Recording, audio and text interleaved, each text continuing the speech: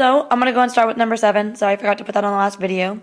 This one says 49, and it wants the square root of 49 raised to the negative 3.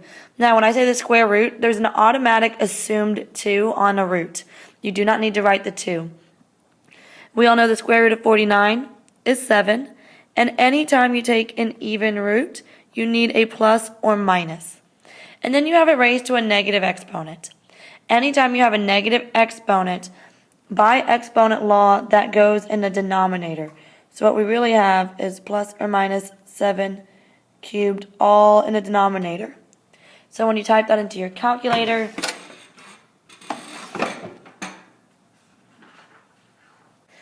you get that 7 cubed is 343. So the answer is 1 over 343, and this is still a positive or negative answer. Whenever you're looking at number 8, you have negative 32 raised to the 3/5. So you have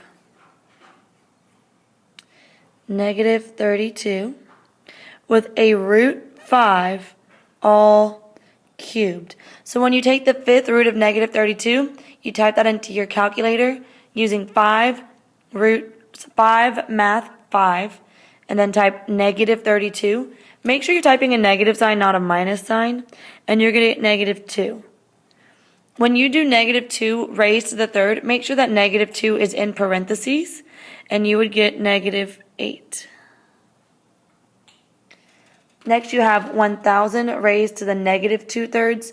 So in number 8, you had a negative coefficient of 32, but in number 9, you have a negative exponent.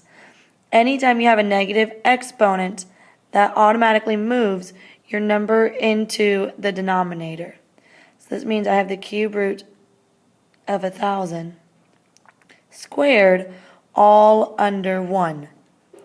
So the cube root of 1,000 is 10. And notice how this is still in the denominator. 10 squared is 100. So your answer is 1 over 100.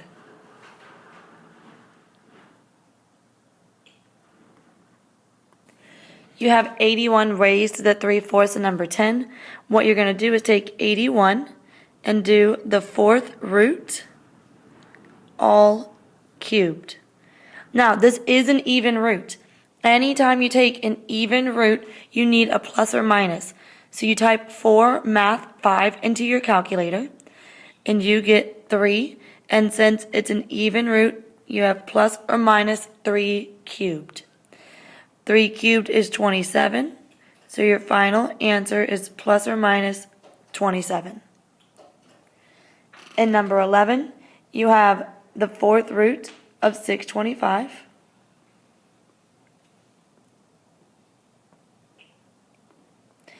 You can write that it's all raised to the 1st power, just so you set this up and realize that the numerator of your exponent is the power. However, you really don't need it.